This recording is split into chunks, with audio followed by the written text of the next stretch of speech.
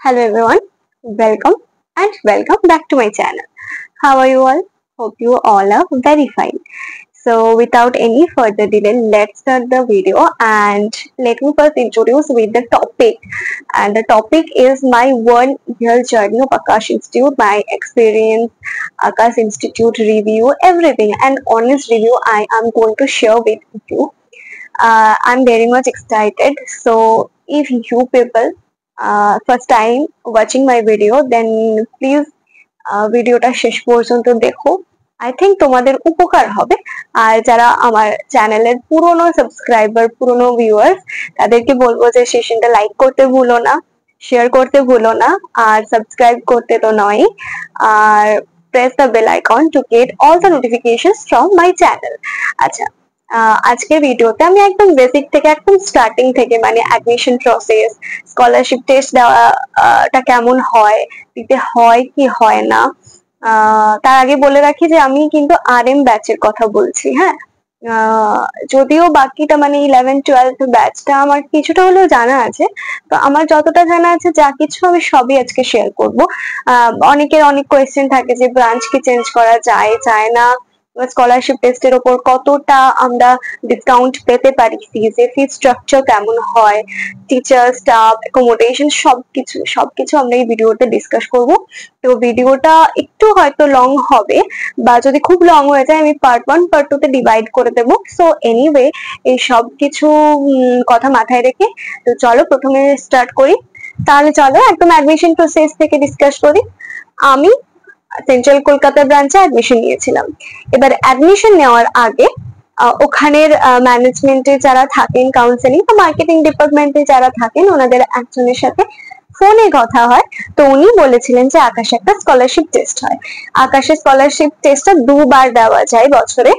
তো আমি প্রথম অ্যাটেম্পটে ওখানে 56% আমার স্কলারশিপ নাম্বারটা আসে টেস্টে, অ্যান্ড সেকেন্ড টাইম আমি যখন দিই তখন 66% এসেছিল।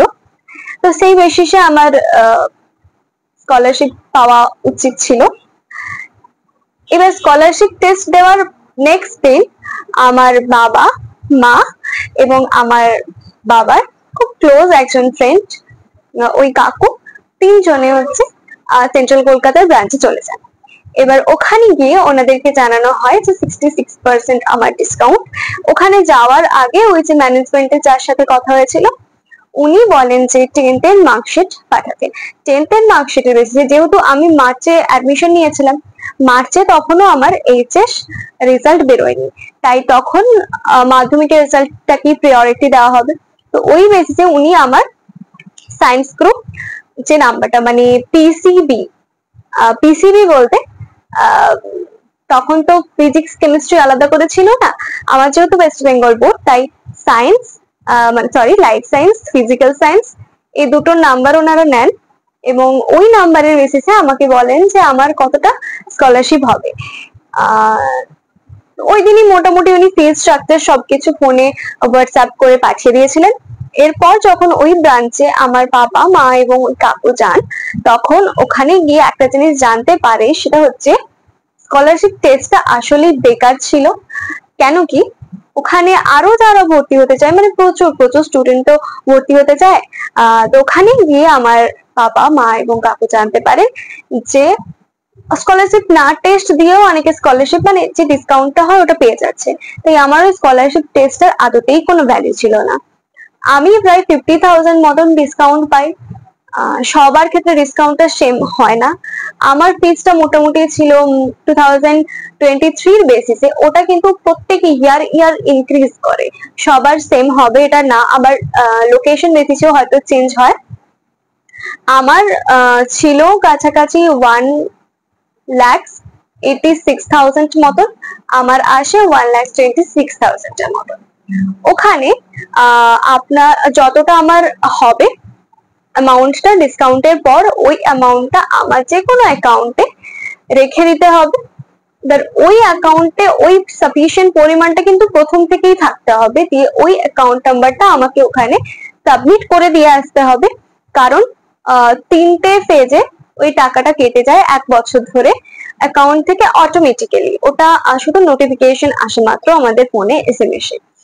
আর বাকি ওটা একদম প্রথমেই আমাকে পুরোটা আমার অ্যাকাউন্টে, যে অ্যাকাউন্টটা আমি ওখানে জমা করব মানে আকাশের সেন্টারে, সেটা রেখে দিতে হয়। এবার এই তো গেল অ্যাডমিশন প্রসেস। এবার অ্যাডমিশন ওখানে তো হয়ে গেল, কিন্তু আমি আগে শুনেছিলাম যে আকাশের আবাসিক একটা জায়গা দেওয়া হয়, মানে হস্টেল মতন। কিন্তু ওখানে যাওয়ার পর বা এমনিও ফোনে ওই ম্যানেজমেন্ট বা কাউন্সেলিং ডিপার্টমেন্টের লোকেদের সাথে কথা বলে এটা আমি জানতে পারি যে সেন্ট্রাল ব্রাঞ্চে অ্যাকচুয়ালি আকাশের ব্যক্তিগত মানে নিজেদের কোনো হস্টেল অ্যাকচুয়ালি কিন্তু নেই। যেটা আমি দিল্লির ব্রাঞ্চে অনেকের মানে ভিডিওতে দেখা, আমার জানা শোনা যেটা ছিল, সেটা কিন্তু সেন্ট্রাল কলকাতার ব্রাঞ্চে ছিল না। তাই ওখান থেকে বলা হয়েছিল যে কাছাকাছি অনেক পিজিস আছে, সেখানে আপনি যোগাযোগ করতে পারেন। কিন্তু আমার ব্যাপারটা হয়েছিল কি, আমি তো পিজিতে থাকবো না, মানে পিজিতে শুধু তো নিটের প্রিপারেশন করা স্টুডেন্টরা থাকে এমন নয়, সমস্ত ধরনের মানুষজন থাকেন। কেউ হয়তো MBBS পড়ছে তারা থাকে, কেউ হয়তো চাকরি বাকরি করছে তারা থাকে। যারা নিট প্রিপারেশন নিচ্ছে তারা জানে যে মাইন্ডটা কতটা স্টেবল রাখতে হয়। তাই সবকিছু মিলিয়ে আমি খিচুড়ি করে অ্যাকচুয়ালি থাকতে চাইনি। আর ওই এইচএস এর পর প্রথমেই মানে বাইরে বেরিয়ে একা থাকা, এটা আমি বা আমার ফ্যামিলিকেও চাইনি, যে কারণে আমরা একটা রেন্ট চেয়েছিলাম। কিন্তু ওখানে একটাও রেন্ট বাড়ি পাওয়া যায়নি। যে সোর্স ছিল কাকুর, সেই সোর্স কাজে লাগিয়ে যেখানে যাওয়া হয় ওখানে ওনাকে প্রচন্ড রকম ভাবে রিকোয়েস্ট করে আমার মা বাবা এবং কাকু। কিন্তু ওখানে বলা হয় যে যদিও আমার মাকে আমার সাথে থাকতে দেওয়া হয়, তাও একদম চিলেকোঠার একটা ঘরে। সেখানে মানে এবছর যা গরম পড়েছিল সেই গরমে মানুষ সার্ভাইভ করতে তো পারবেই না।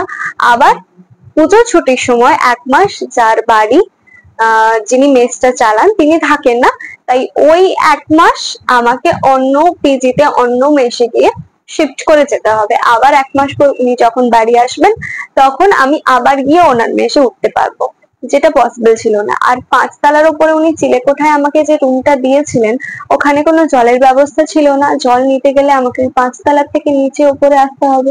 কোনো রান্না করার ব্যবস্থা ছিল না, কিছুই ব্যবস্থা ছিল না। এবং বাড়ির থেকে যদি আমার বাবা বা কোনো মেল কেউ যায় তাহলে সেক্ষেত্রে ওনাকে ভেতরে ঢোকানো যাবে না, বাইরে তুমি যাও কি একটা নির্দিষ্ট টাইমের জন্য দেখা করে চলে এসো। তাই ওটা আমার ক্যান্সেল হয়ে যায়। মানে ওভাবে তো থাকা যাবে না। বাড়িতে এসে ডিসিশন নেওয়া হলো যে তাহলে কোথায় কোথায় কোথায় কোথায় করা যায়। তো শেষ পর্যন্ত ডিসিশনে এসে আমরা পৌঁছলাম যে কাছাকাছির মধ্যে তাহলে আর আছে একমাত্র খড়গপুর, কারণ এখানে আর তো কোনো ব্রাঞ্চ নেই। সবই কলকাতাতে, কলকাতার 3টে ব্রাঞ্চ আছে, বাঁশদ্রোণী আছে, সবই কলকাতার সাইডে, যেখানে কিনা রেন্ট পাওয়াটা ভীষণ মুশকিল হয়ে দাঁড়িয়েছিল আমাদের জন্য।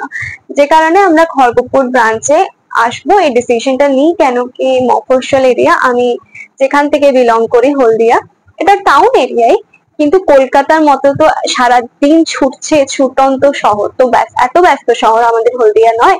তাই একদম হঠাৎ করে 12 এর পর বেরিয়ে আমিও অ্যাকচুয়ালি খুব একটা ওই পরিবেশে যেতে চাইনি, কারণ 1 বছরের মধ্যে আমাকে ওই জায়গায় খাপ খাওয়াতেই কয়েক মাস টাইম লেগে যাবে। তাই আমি ওই সময়টা একদমই নষ্ট করতে চাইনি। তাই আমরা খড়গপুর ব্রাঞ্চে আসবো ডিসিশন নিলাম। এবার খড়গপুর ব্রাঞ্চটা খুব একটা পুরনো নয়, যে কারণে ব্রাঞ্চটা একদম সেন্ট্রাল কলকাতার মতন এত বড় ব্রাঞ্চ নয়, বা অত স্টুডেন্টের ক্যাপাসিটিও আমাদের মানে খড়গপুর ব্রাঞ্চে নেই। যেখানে সেন্ট্রাল কলকাতার ব্রাঞ্চে একটা ব্যাচে রিপিটার মেডিকেল স্টুডেন্টদের 70 থেকে 80 জনের ক্যাপাসিটি ছিল, বা আরো বেশি হয়তো। যেখানে শুধুমাত্র রিপিটার ব্যাচেই 15টা 16টা করে ব্যাচ থাকতো, সেই জায়গায় খড়গপুরে 4 থেকে 5টা ব্যাচ হয় ম্যাক্সিমাম, বা 5 থেকে 6টা, এর থেকে বেশি না। আর প্রত্যেকটা ব্যাচের ব্যাচ ক্যাপাসিটি হচ্ছে 50 জন, 45 থেকে 50। আগের বছর 45 ছিল, আমাদের বারে ওটা হয় বেড়ে 50। এরপর যখন ব্যাচ চেঞ্জ করার সিদ্ধান্তটা একদম ফাইনালি আমরা নিয়ে নিলাম, তখন ওই যে কাউন্সিলর যার মাধ্যমে আমরা এগোচ্ছিলাম ওনাকে ফোন করে আমরা জানতে পারি যে হ্যাঁ ব্রাঞ্চ চেঞ্জ করা যায়। কেন কি আগে এটা আমাদের আননোন ছিল যে ব্রাঞ্চ চেঞ্জ করা যায় কি যায় না। তারপর ওখানের যেখানে অ্যাডমিশন করানো হয়, ওখানে অ্যাডমিশন ডিপার্টমেন্টে যারা ছিলেন তাদের সাথে কন্ট্যাক্ট করার পর জানা যায় যে 1000 টাকা নেবে ব্রাঞ্চ ট্রান্সফার ফিজ হিসেবে। তো আমরা দিয়ে দিই এবং আমার ব্রাঞ্চটা ট্রান্সফার হয়ে যায়। এবার খড়গপুর, আচ্ছা হ্যাঁ, ব্রাঞ্চ ট্রান্সফার আবার এত ইজিলি হলো না।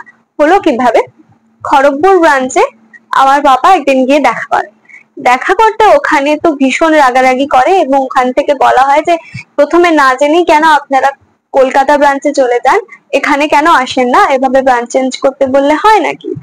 তবু আমরা কলকাতা ব্রাঞ্চের সাথে মোটামুটি কন্ট্যাক্ট করে তখন আমার ব্রাঞ্চটা ফাইনালি চেঞ্জ হলো। এবার খড়গপুর ব্রাঞ্চ তো চেঞ্জ হয়ে গেল, বাড়ি পাওয়া নিয়ে এখানেও হলো এক সমস্যা। তবু আমার ওই যে পাপার বন্ধু ওই কাকু ভীষণ হেল্প করেছিলেন, ওনার থ্রুই আমরা একটা বাড়ি পাই, মোটামুটি একটা একতলা বাড়ি। তবু মানে পেয়েছিলাম যে তখন ওটা অনেকটাই ছিল, কারণ যে হারে হন্যে হয়ে আমাদেরকে খুঁজতে হয়েছিল বাড়ি, সেই জায়গায় ওটা পাওয়াও মানে আমাদের জন্য একটা ভাগ্যের ব্যাপার ছিল। আমাদের ক্লাস স্টার্ট হয়েছিল 11ই মেতে এবং আমরা ওখানে গিয়ে পৌঁছাই 11ই মেতে। আমাদের শিফটিং এভরিথিং 11ই মেতে হয়। আগে থেকে ব্রাঞ্চে কথা বলে জানা ছিল যে 11টা 10 থেকে আমাদের ক্লাস শুরু হবে, সরি 10টা 10 থেকে আমাদের ক্লাস শুরু হবে। আমরা তাই ওখানে গিয়ে পৌঁছেছিলাম মোটামুটি 9:30টার মধ্যে। ওখানে পৌঁছানোর পর রাস্তার ধারে একটা দোকান থেকে আমরা খাওয়া দাওয়া করে নিই, মানে জাস্ট টিফিনটা করে আমরা ওই রেন্ট হাউসটাতেই পৌঁছে যাই সমস্ত জিনিসপত্র নিয়ে।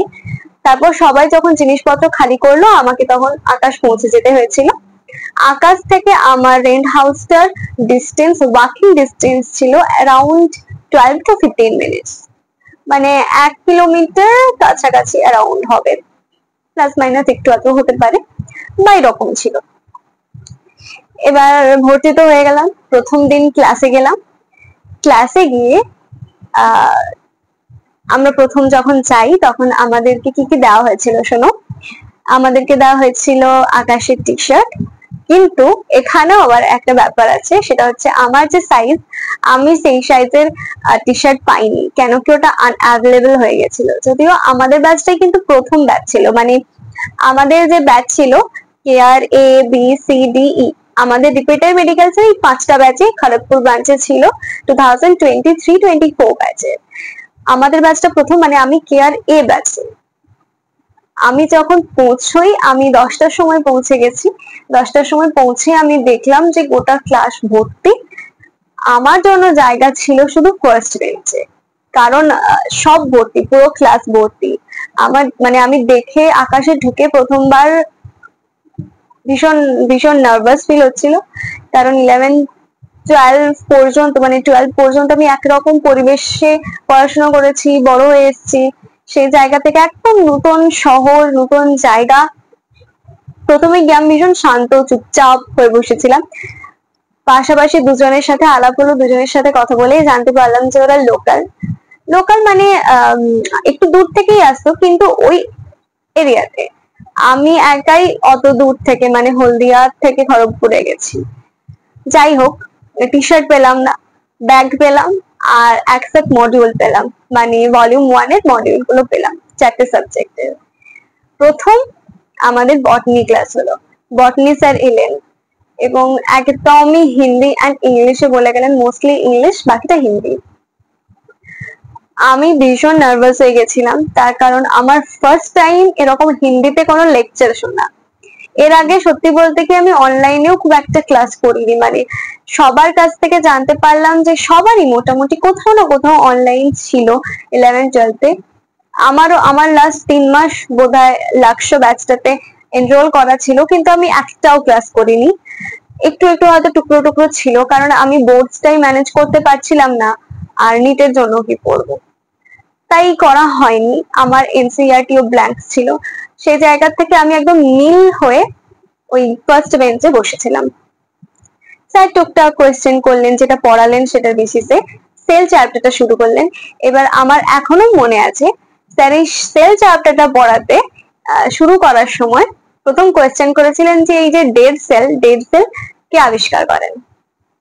আমি দেখলাম মোটামুটি মোস্টলি সবাই আনসার দিচ্ছে, আমি বাদ দিয়ে। মানে প্রথম এরকমই হতো কি, দেখতাম শুধু সবার দিকে তাকিয়ে সবাই আনসার দিচ্ছে, আমি বাদ দিয়ে।